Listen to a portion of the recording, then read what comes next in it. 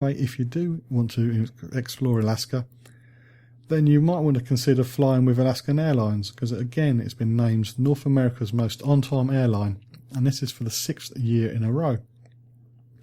FlyStats, which compiles on-time performance data on millions of flights each year, bestowed the honour on Alaskan Airlines, and no other major North American airline has received the prestigious award more times since this awards program started in 2009. FlightStats publishes its on-time performance schedules awards annually and evaluates flight data from the top 10 North American airlines. These major carriers operate more than 8 million flights throughout North America last year to qualify. And to qualify as on time, each flight must have been completed within 15 minutes of its scheduled arrival. Alaska Airlines, together with its partner regional airlines, serves more than 100 cities through an expansive network in the USA, Canada and Costa Rica and Mexico. It ranked the highest in customer satisfaction amongst traditional carriers in North America in the J.D. Power North America Airline Satisfaction Survey, very catchy title, for 8 consecutive years from 2008 to 2015. Alaska Airlines mileage plan also ranked the highest in customer satisfaction with airline loyalty reward programs in the J.D. Power 2014 and 2015 Airline Loyalty Rewards Program Satisfaction Report. There. I wish they'd come up with something more catchy and easier to say. Well, if you want to know more about Alaska Air, www.alaskaair.com. And if you do fly with them and you're not on time, please do let me know via the Facebook page. Hello, it's Roy. Yeah, we're on the ferry. We should be in Spain tomorrow afternoon. Well, be careful. Lots of crooks on the roads out here. Crooks? You know where I grew up. This is different. They target British registered vehicles. Yeah, they used to do that round my way. I'm serious. They'll tell you there's something wrong with your car, so you pull over, then they rob you. Or they distract you at a motorway stop. They target hire cars, too. Hire cars? Yeah, well, they're driven by tourists. Oh, OK, I'll watch out. Good. So, looking forward to the drive down? Yeah, well, I was. Thieves in Spain have been targeting hire cars and UK-registered vehicles, so be extra careful on the roads. For details, visit gov.uk and search for Living in Spain. You're listening to The Travel Show with John Guinn on ukhealthradio.com. If you're thinking of visiting the United States in 2016, then Booking.com can help with ideas, as it's produced a monthly plan of places to visit for those of you who are on a budget, which I guess is everyone. This month-by-month plan is for thrifty travellers looking to explore a new city or return to an old favourite. Where you're going to sleep is a key component to any trip, whether it's a solo or a family getaway. So ensuring that you have a place that's not only above average but also affordable is very important. Having analysed the average price per night of 4-star accommodations in a few of the popular US cities, Booking.com's data specialists have compiled a priced itinerary of places for each month in 2016. They say that these 12 must-visit places won't break the bank, and to ensure a top-notch break, Booking.com is also taking a look at the city's local events and temperatures in consideration, as well as the price. There's no point having a cheap holiday if you're going to be too cold or wet or there's nothing on, so it's very handy they've done that. So what's left of January, they recommend Los Angeles.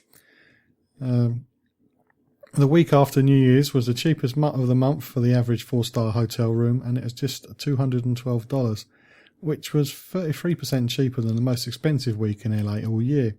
So it's a bit late for that now, but something to consider in 2017, I guess. In February, they recommend Honolulu and Hawaii. Veg out on miles of perfect beach and lap up the island's laid-back atmosphere, it says, as well as its phenomenally diverse restaurant scene. I'm all for that.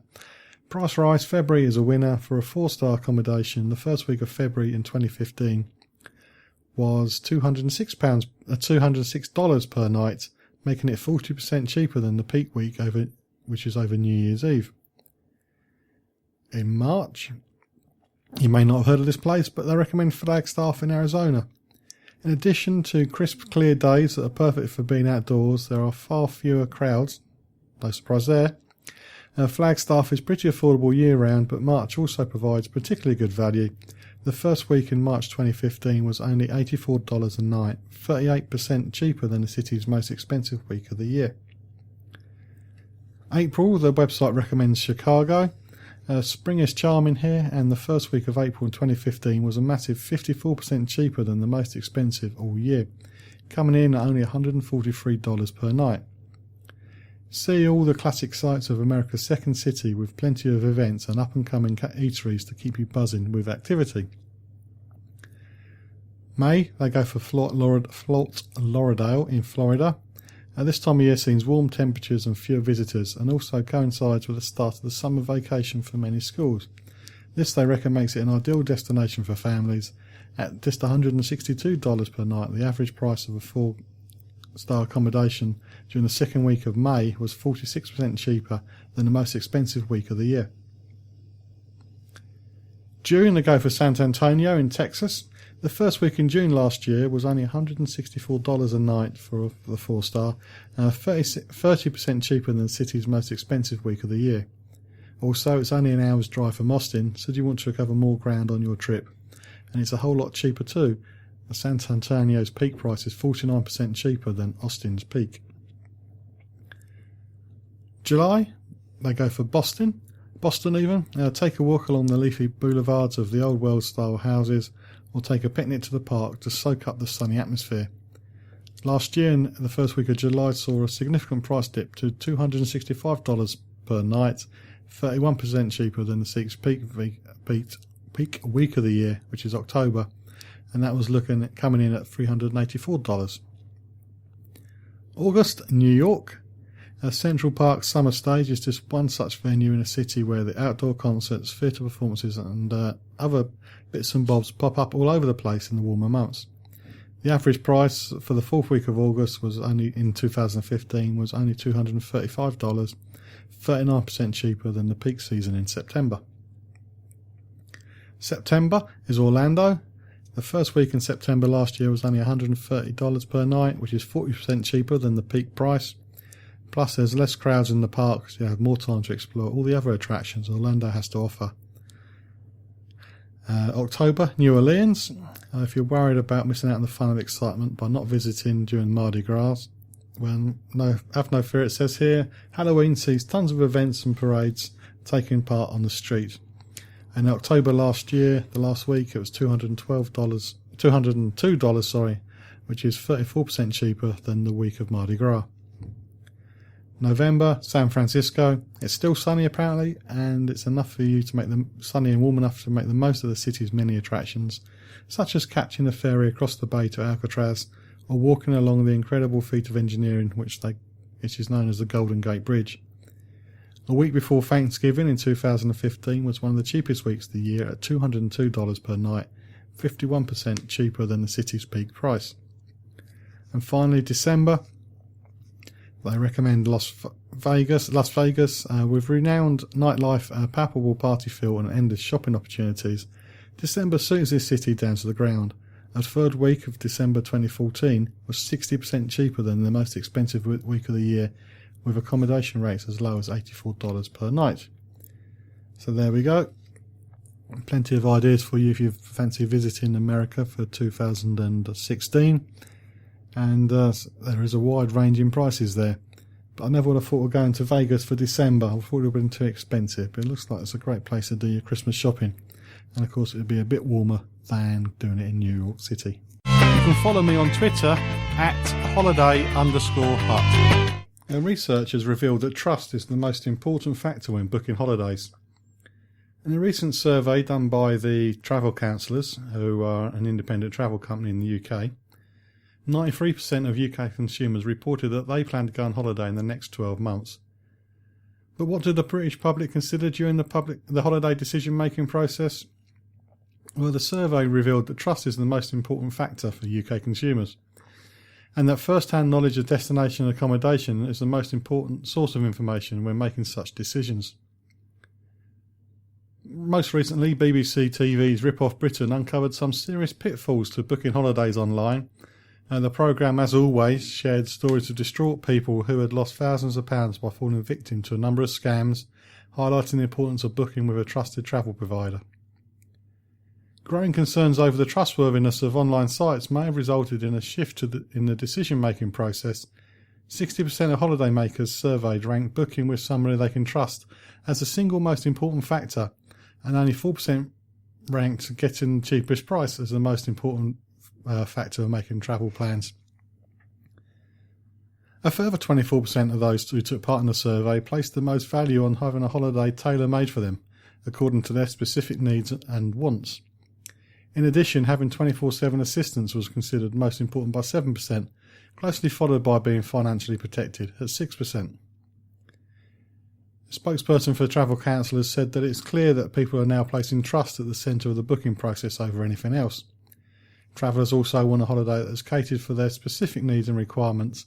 It's no longer a case of one size fits all. Also, according to this report from travel counsellors, recent media coverage of fake reviews has fuelled concerns over the reliability of online review sites in the travel industry.